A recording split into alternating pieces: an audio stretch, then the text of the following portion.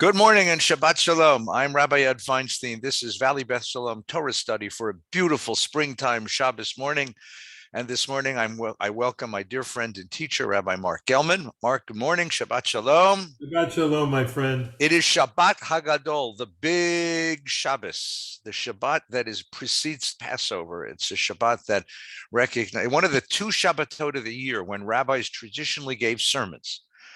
Shabbos Shuvah, the Sabbath between Rosh Hashanah and Yom Kippur, rabbis would exhort the congregation to get out and do tshuva for their sins. And Shabbat HaGadol, rabbis would typically review all the laws of Passover and talk about freedom and the liberation. So as we get into the conversation today, we're going to talk about Pesach today. The real reading is from Parshas Mitzorah, the middle of the book of Leviticus, but the Passover story is so very important this morning. Let me just welcome everyone again and invite you all to spend the rest of the week with my dear friend, Rabbi Gellman, who is now the author, producer, creator of a wonderful podcast called the God Squad Podcast. God Squad was the name of the program that he did for so many, many years in New York City with Father Tom Hartman of blessed memory. And now Rabbi Gellman is back, sharing his opinions, sharing his wonderful Torah, his wonderful teaching. Marc, I want to go online and find it. Where do I find it? On any of the podcast platforms, you just do God Squad Podcast with Rabbi Marc Gellman. God Squad Podcast. Get the right name, sorry. God Squad Podcast. I get them mixed up. Or I think it comes up with two guys in Texas who are selling tires. That's true. Please don't go there. Don't go to that one. So this morning is Shabbat HaGadol. We're in the midst of our preparations for Passover. Passover is one of those remarkable holidays that one has to prepare for. In fact, the preparation for Pesach is actually as important as the holiday itself. In Yiddish, you use the phrase machen Pesach. You have to make Pesach. As a kid, I remember this very vividly. My mother and father owned a bakery, so we were chumetz central. I mean, there was more chumetz in our house than you could possibly imagine.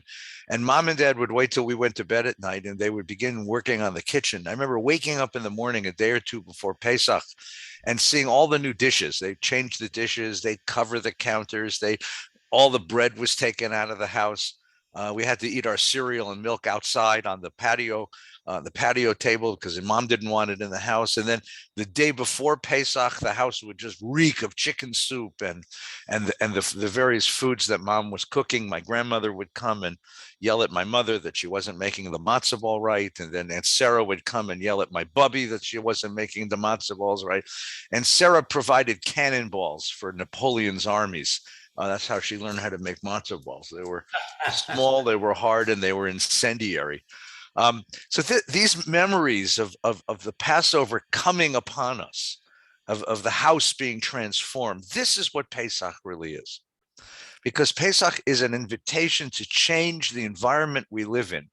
Not just change our dietary habits, but change the whole environment in which we live in order to raise the question that the child will ask at the Seder, Manish Tana Halayla Hazeh, why is tonight different? And allow us as a community, as a family, to answer that children, Ba'avur zeh shasali Adonai b'tzeiti mimitzrayim. We were slaves, and we struggled to find freedom. And God brought us out of Egypt and carried us across the desert and gave us the gifts that we enjoy. And then we sing Dayenu. We give thanks for the gifts that we enjoy, that kind of awareness. So the Jewish autobiography begins not with me or my parents, my schooling or my occupation. A Jewish autobiography begins with, because I was a slave in the land of Egypt. And that recognition changes everything.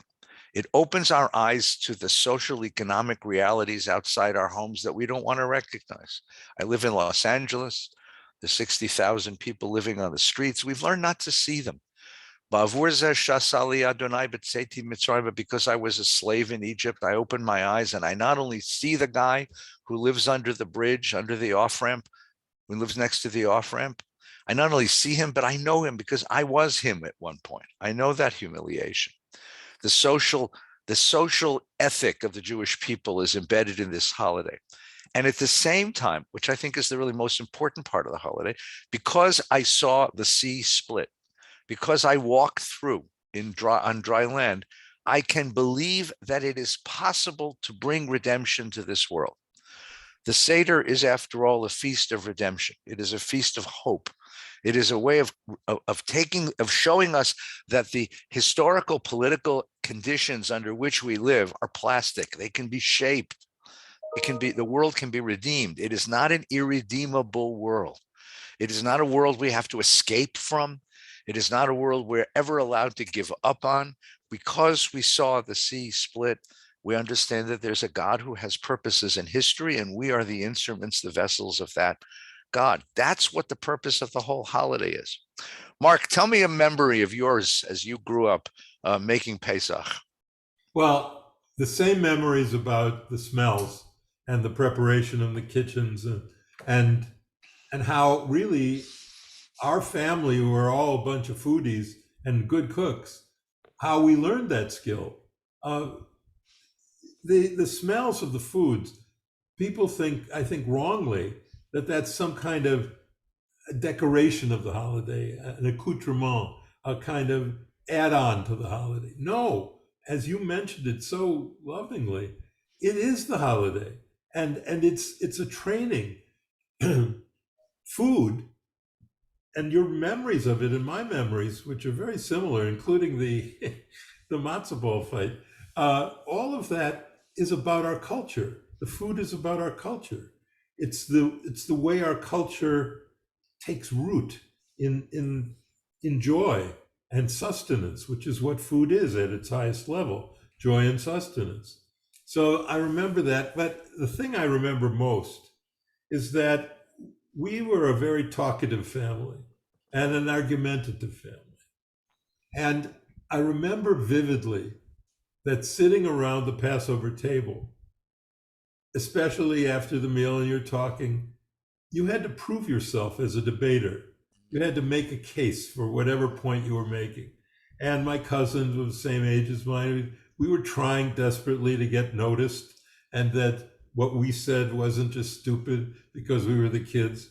And there was that one Pesach when finally, I don't even remember what I said. I said, that's a good point. And that was it. That was my arrival at Jewish adulthood, that I could argue at the Passover table, at the Seder table. I could argue with my uncles and my father and my mother and others. And that I had I could join them in the skill that was most prized in our family, which was being articulate and smart. Mm. So my grandmother, my father's mother, my bubby, was one of 5 siblings. Their father was a big Orthodox rabbi in Lithuania, of course, and then they came to Winnipeg, and then came to Chicago. And she was one of 5. They all went different directions. There were 2 sons who both became Orthodox rabbis, very distinguished Orthodox rabbis, and married very pious women. And then there were the 3 sisters, right? My bubby was a Zionist, and Sarah was a socialist, and Aunt Rosie was a capitalist, right? And they would come and they hated each other.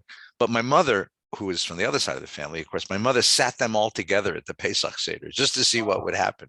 It's like, you know, how a nuclear reactor works. You put these 2 chemicals together just to see what the reaction would be. And they would glower at each other. So after a while, my brothers and I learned that instead of letting them glower, we forced them to tell their stories. And listening to them tell their stories was so phenomenal. So we asked Aunt Sarah to tell us her story. So Aunt Sarah, who came to America from, to Canada actually, as a little girl.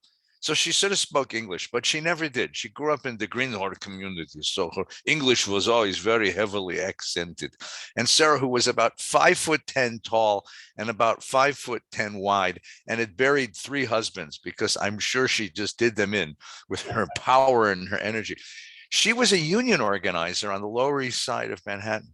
Wow. She worked in a cheese factory, and she fought the Pinkertons to organize the cheese workers on the Lower East Side of Manhattan, and got beat up and gave it back to the Pinkerton detectives in the early union labor wars. Wow. Right. And then my Aunt Rosie, who came to him, who spoke perfect English, she was the first one to die of all of them because she kept the Chesterfield cigarette company in business. She and her husband came to California and bought large sections of Beverly Hills, and she was a capitalist, and she was in Hollywood and went to Hollywood parties in the 20s and had stories about meeting Charlie Chaplin and the people of that ilk, and each one of them. So we got, my brother had a little tape recorder, and he would bring it to the Seder table, and we would chide them, tell us a story. Well, I don't want to tell you, I'm busy. No, come on, tell us a story. And they would tell us these stories. And over the years, that became the Magid of our Seder. That became the story of our Exodus, because we realized that each of our aunts had a story of their own slavery and freedom, their own story, and that became so precious. And of course, when one at a time they passed away, we still have the tapes, which is so remarkable. Just such remarkable memories of the immigration experience, coming to America, finding a place, the vicious anti-Semitism they fought back, and yet the hope. There was such hope. They lived in an open universe. I'll tell you this as a sermonic point. I may talk about this, Yontif. The difference between their generation, who faced such adversity but never gave up hope in an open universe of possibilities, and some of the young people that I meet today, who have been through lives of great comfort and great prosperity, but they have no hope. Right. They have no vision of a future. They have no sense of the redeeming of the world. And while they might have, aspirations for themselves, there's a sort of damper on it. It's a strange phenomenon. Yes, I agree. And, the other piece of it is people don't give enough credit to Judaism for making this a home holiday. I mean, it's of course, there's special chagim and prayers in the synagogue, but it's a home holiday, and its essential meaning and ritual, the Seder meal, is a home ritual. And I don't know of any other religion that has made their central holiday a home holiday. All the rest are, because of sacraments and other things, they're organized around the house of worship, and not ours. And I remember meeting the Dalai Lama in his meeting in New Jersey, which was organized by a friend of mine years ago, when he wanted to meet some rabbis. And his question was, what's your secret? He asked us all, well, there's about the same number of Buddhists and Jews, and yet we're disappearing as Buddhists, and you're sustaining yourself, which wasn't totally true. And a bunch of rabbis each got up with their theory, and Art Green was there, and other people were there, and they all had a theory. The Talmud was our secret, and the Mizrach was our secret. Art Green thought we're always facing toward Jerusalem, and on and on. And then Everett, and then Yitz Greenberg and Blue Greenberg stood up, and they held hands, and they said, we do a Passover Seder in our home. And it's in our home that we welcome the holidays. It's our home we welcome Shabbat. It's in our home where we build a sukkah. It's our home that is the focus of our stories, and telling the stories of our family and the stories of our faith. And then they said, this is what we do. And they sat down, and the Dalai Lama stood up, pointed at Yitz and Blue, and said, that is your secret. Mm-hmm. Right. So in a larger context or fancier language, what Judaism has done is unite spirituality with domesticity. Yes. And the problem is that those of us who are Jewish know this and are used to it, and we take it completely for granted. Yes. It doesn't even occur to us. That's why your Dalai Lama story is so beautiful. It's such a beautiful story, because it takes someone who lives on the outside of our culture, on the outside of our faith, to look at that and say, that's genius. That's genius. Just take for a moment. So there's no such thing as a Buddhist home that I know of. Buddhism is celebrated outside. It's in many ways, you know this, you studied this much deeper than I have. Buddhism is about disengaging. Home is about engaging, right? Let's take another faith. In the Christian faith, Christian faith, where Catholic priests are not married, right? So you separate the chief embodiment of the faith from the familial environment. And the story of the Christian tradition, if you read the New Testament, is Jesus plucking his disciples out of their families to Yes. follow him, right? That's a way of doing it. I'm not suggesting that there's anything false about that, right? But here you have a different strategy. In Exodus chapter 12, which we learned last week together, right? Moses said, or God says to Moses, tell the people of Israel, buy a lamb, hold it in your house for a few days. On the 14th, I want you to slaughter it, paint your lintel, paint your door frame red, and then cook the lamb and sit with your family in the house and have the meal with unleavened bread and maror. From the very beginning, this was, number one, a home-based holiday. Number two, it's built around a meal, which is the second thing, which I think is brilliant, where you said food is not accidental here. No. Food is not a snack. The meal is the ritual, because a meal is a sharing of life. And a meal is a place, as we've talked about, where body and soul, mind and heart all come together. And a meal is where a family comes together. And in telling, when Moses tells the people this, it's interesting because he modifies what God says. God just told him, do it. When Moses tells the people, he says, in that day, your kid is going to ask you, Mazel lechem. Your kid is going to ask you, why are you doing this? And you're going to tell him it's because of what God did for me when I came out of Egypt. So Moses recognizes the place of children at the table. Yes. That children are part of this ritual, that this is not just for the grown-ups and certainly not just for the learned. This is for everyone to do. And the purpose of it is to share the sweet memories of a family solidarity, the hope that the Seder speaks of, the joy of the holiday, the story, the narrative, so that all of us can walk away saying, I was a slave and I've tasted freedom. Absolutely. And that's what makes this holiday so remarkable. So before we go far, this morning, I'd like to offer a gift. Each of us has brought a gift to the table today, right? My gift is going to be something I've done before. And I apologize if you've heard this before, but I think it's important to go over it. It's Rabbi Feinstein's official 10 tips for a better Seder. We'll do this. All right. Here we go. Top 10. Number 10, I learned this from my brother-in-law, who used to come to my Seder and be a disruptive factor. He is a wonderful guy, but he couldn't sit that long and he was always upset. And one year, rather than listen to him grouse about how long is this going to go on, when do we eat, why do we have to do this every year, I got a little angry at him, which you should never do. I took a kitchen timer, turned it to 45 minutes, plocked it in front of him. I said, Ricky, this dings, we eat.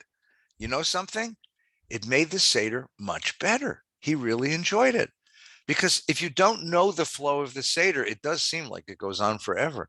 But if you know that it's going to last a certain amount of time and then we're going to eat dinner, well, it makes it much more enjoyable. So set a time limit. If you have little kids, make it 20 minutes, 15 minutes. If you have older folks, make it an hour. But let everybody know that at a certain time we're going to eat dinner and you don't have to worry. It works. That's number 9, not number 10. Nice. Number 9, I like it. Make karpas salad.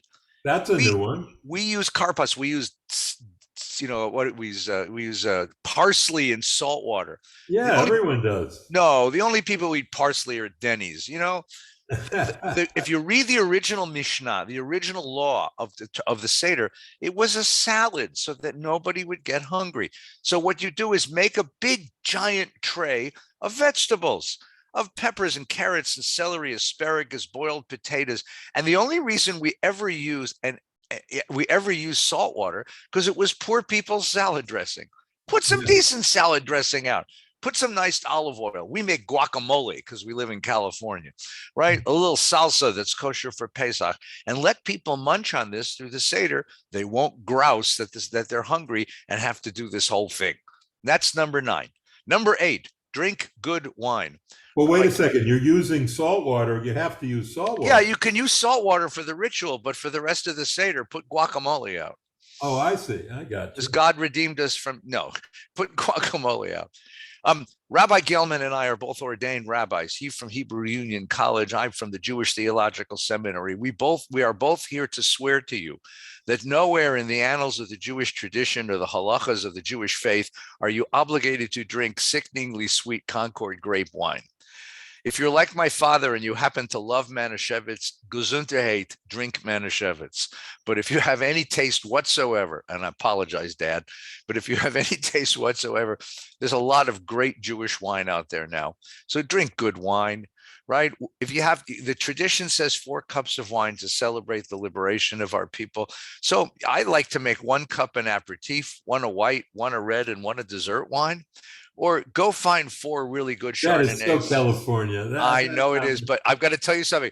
You drink 4 cups of wine, you're going to have a much better Seder. Well, you may have a point there. There you go. I'm still going with the sweet stuff, which I used to Oh, buy at Shapiro's. Shapiro's, so sweet. So You sweet, can cut it with a knife. fork. With a knife. That's what it said on the winery in the Lower Yes, East Side. yes. Number 7, invite questions. This is what Rabbi Gellman said. Invite questions. Don't just do the 4 questions that are in the Seder. Invite lots of questions, right?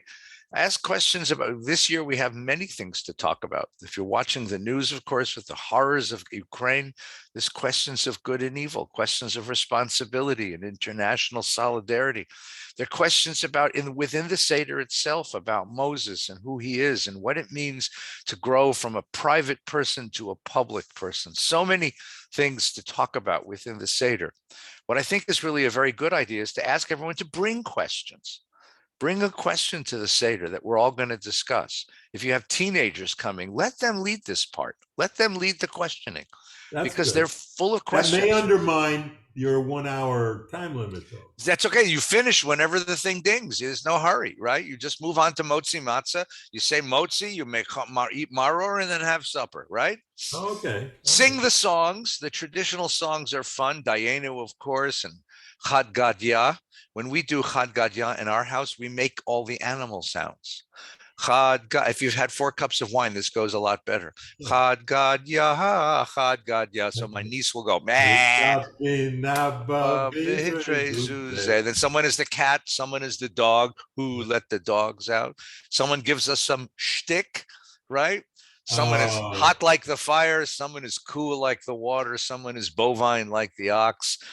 One year I did a Seder at my synagogue, and our congressman was there. And when it came to the angel of death, he said, "Ooh, I'll be him." And he came up and he said, "I have a subpoena." He was the angel of death. And then we all stood up and sang hallelujah for God who slaughters death at the end and redeems the world. So sing the song, sing the froggy song. In our family, we have a lot of rubber frogs. So we throw them at each other at the table during that song. Sing the songs. Use a good Haggadah. You don't have to use Maxwell House. Good to the last trope. The Maxwell House Haggadah was wonderful for 1952 when it was written. We're better than that now. Go online. There are beautiful, beautiful Haggadot that you can buy. Beautiful Haggadot you don't have to buy. You can just download them. Make your own. A lot of families in my synagogue make their own Haggadah. They download pieces from stuff. There's actually a website called Haggadah.org that you can get lots of Haggadah text there. But make a Haggadah. Make a Haggadah that speaks to the people at your table. And again, if you have kids coming, teenagers coming, ask them to bring song lyrics, poetry, song lyrics, stories that speak to the themes that you'd like to talk about at the Seder table: slavery and freedom, good and evil, God in history, our sense of hope and despair. Kids have lots of songs. I never knew that Kanye West made Pesach, but it turns out that some of his songs are actually, some of his rap is actually very useful for this conversation. And my nieces and nephews brought it to the table. Make the second night different. If you're doing 2 nights, do something different. What we do, Marc, is we finish the first night when the timer dings, and wherever we are, we pick it up the second night. We make kiddush, we eat matzah, we eat karpas, and then we start again where we left off, and we finish it from there, right? Get to the second half. I was 17 years old before I realized the Seder did not end when my father and my uncle undid their belts, right? Complimented my mother and fell asleep. Exactly. That is the biggest one. That's number one. The second half goes after the meal as well. Because the second half of the Seder is about Pesach Le'atid, the Pesach of tomorrow. It's Yes. about the redemption of the world. Why do you open the door to Eliyahu, to Elijah? Because Elijah is the forerunner of the Messiah. Elijah is the one who announces the arrival of redemption. So the second half is about dreams. And what we do in the second half is ask everybody to share a hope for the new year, a dream, something we hope for the world, something we hope for ourselves. We look forward, we look ahead to encourage, to ignite, to kindle hope in the second half. Prepare the Seder. In the same way that we're going to cook and we're going to invite friends and we're going to set a table and we're going to put out a Seder plate, spend a few minutes thinking about how you'd like to make your Seder special this year. What theme would you like to talk about? One year, my neighbor, Ron Wolfson, who's a wonderful, wonderful Jewish educator, they did a Hollywood Seder. They called it the Shank Bone Redemption, Yeah. right? But everyone brought snippets. They had a big TV and they brought snippets of films to add to the. Oh to the my Seder. God, that is so California. I know. But you can do something small. Every year I ask my kids to bring a theme that they'd like to talk about this year. And these are important. This makes the Seder exciting, and it gives everyone else ownership of the conversation. Right. If they're Going just around coming, the table and having everyone read is also very important. having everyone read, when you get to Karpas, which is of course about springtime, have everyone just share one new thing that happened to me this year. And when you go around Dayenu, we say thank you. We do a Dayenu for everyone at the table, starting with the youngest and going to the oldest.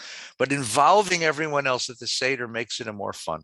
And the most important thing is tell the story. We all have stories of slavery and freedom.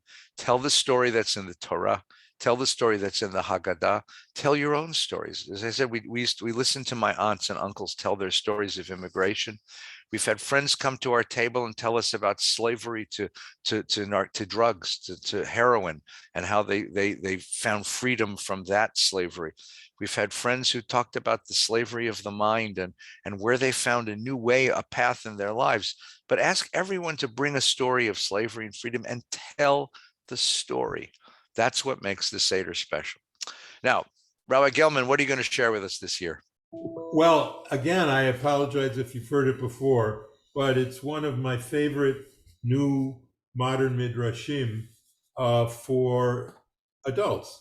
And this came to me, this is a midrash on the four sons.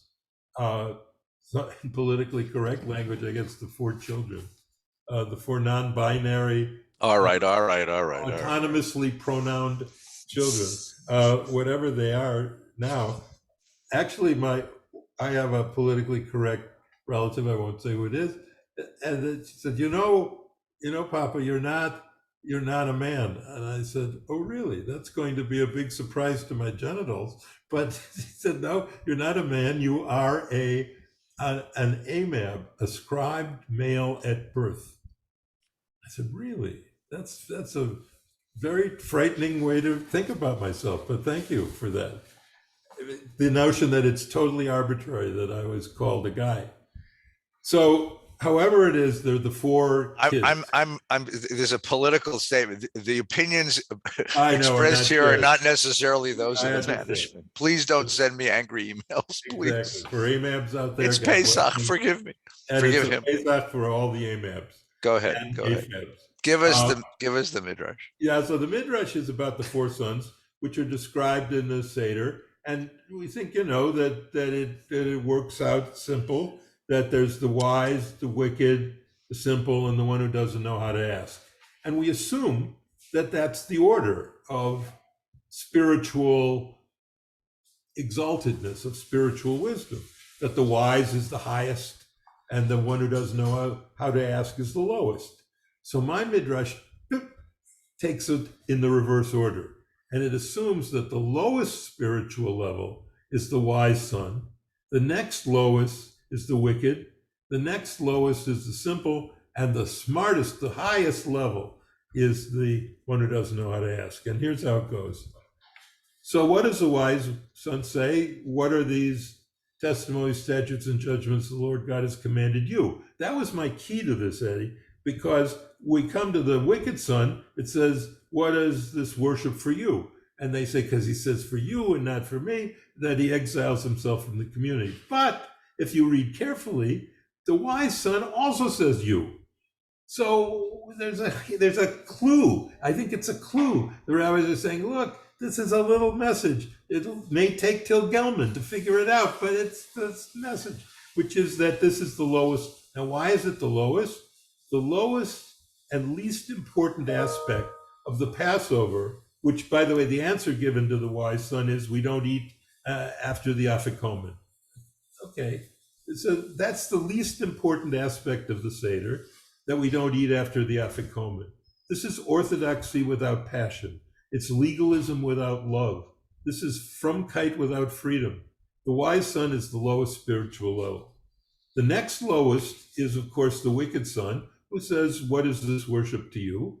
And it's true that the reason he's wicked, he knows at least he's higher than the wise son because he knows Passover isn't about not eating after the Afikomen. That's simple and stupid. He's saying it's about worship, and worship is ritualized gratitude. It's not about laws, it's about worship. And Passover is a long, articulated hymn of thanks to God for liberating us. The wicked son knows this, but he does not include himself, and so he lacks the central spiritual virtue of Judaism, which is gratitude. He is not grateful because it doesn't include him.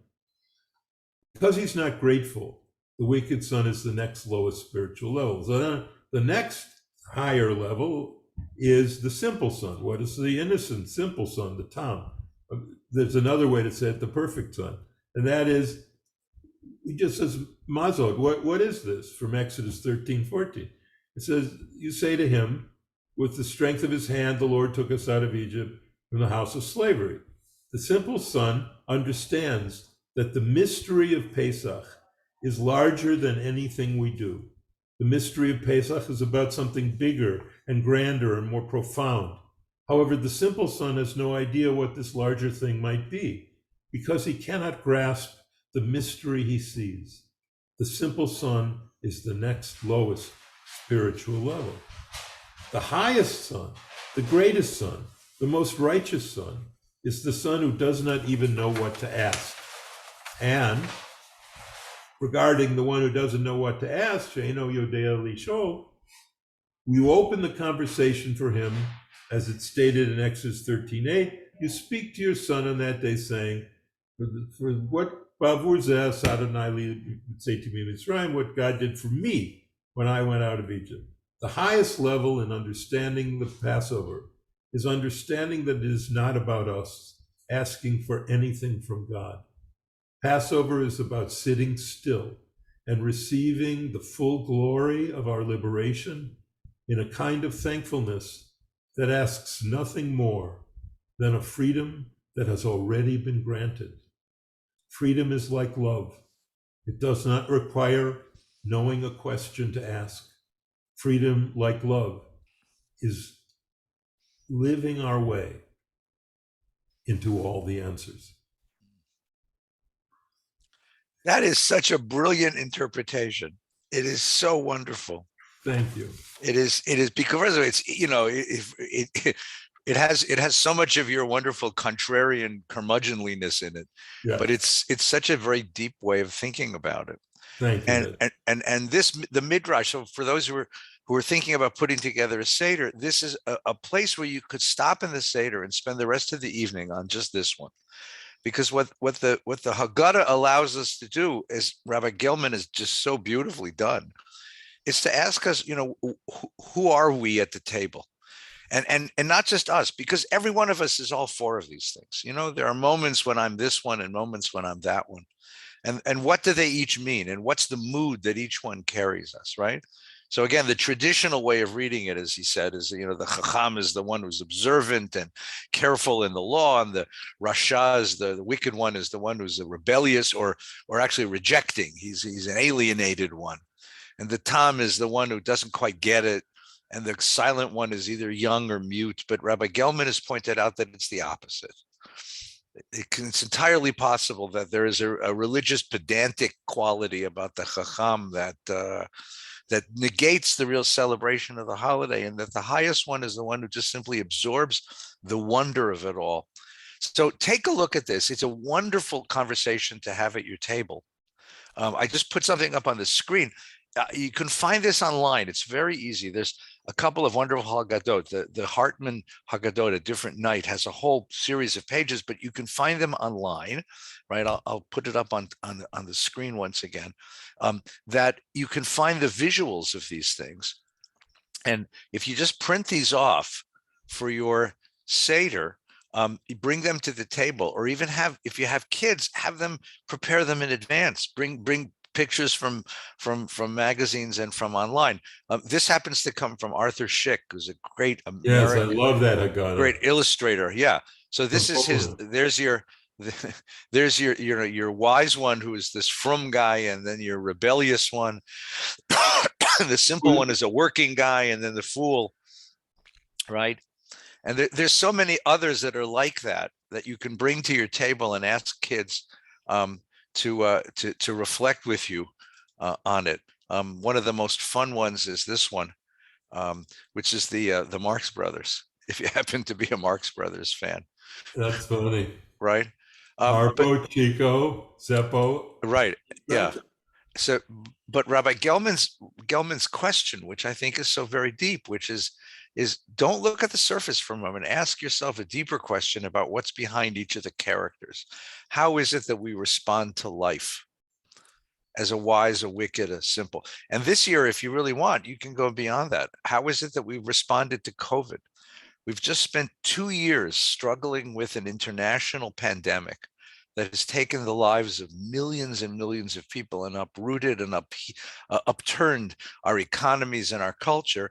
There are some who've come at it with wisdom, and some with rejection and rebellion, and some with simplicity, and some with silence. And what have we learned from this experience? It's a beautiful question. Marc, thank you so much. That was You're great. welcome. Well, to everyone, we want to wish you a very happy, healthy, and sweet Passover. Next week is the first day of Pesach. We're going to do Torah study. I don't know when Rabbi Gellman and I are going to figure this out, how to do it, but we're going to figure out some way to do it.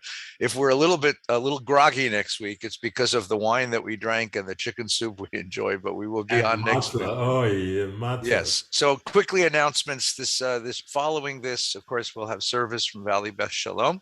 On tonight at 6:00 and every night at 6:00, Minyan, celebrating Shabbat, celebrating the week. Tonight is Havdalah. Tomorrow night will be online entirely in the morning and evening, but Monday through Friday in person at VBS at 7:30 in the morning and 6:00 at night. Wednesday evening, we're going to do a preparation for Pesach conversation. I'll be teaching here online. It'll be on Zoom, on Facebook, and YouTube. So come and join me. Just an hour or so of some preparation, the secrets of the Seder. Not the tips for how to lead a better Seder, but some of the inner meanings of the teachings of the Seder that you'll be able to bring to your Seder and find some deeper conversation at your Seder table. Friday morning is the Siyum for Bechorim. It's the tradition is those of us who were firstborn fast in solidarity with the firstborn of Egypt. But if you do a little learning together, we can have a feast that follows. So at 7:30 in person at the shul, we'll be doing that. And we're glad to have you along. I'll be doing a little bit of teaching, and then we'll be eating. And then on Friday, which is the first day of Pesach, next Friday, we'll do a kids program in the afternoon. I think it's at 4:30. Look online, it'll tell you. We're putting up a kids program of stories and songs and puppet show, all about Pesach. And then at 6:00, I'll be doing a Zoom Seder for the world, for the congregation. It'll be on Facebook and YouTube as well as on Zoom. And we'd love to have you along. All you got to do is put your computer on a pillow at the head of the table and join me and Cantor Fox, and we'll have a wonderful time together. So let me wish you a very happy, healthy, and sweet Pesach, a Shabbat Shalom. Marc, a happy, healthy, and sweet holiday with you and your family. Thank you. Aziz and Pesach. Aziz and Pesach.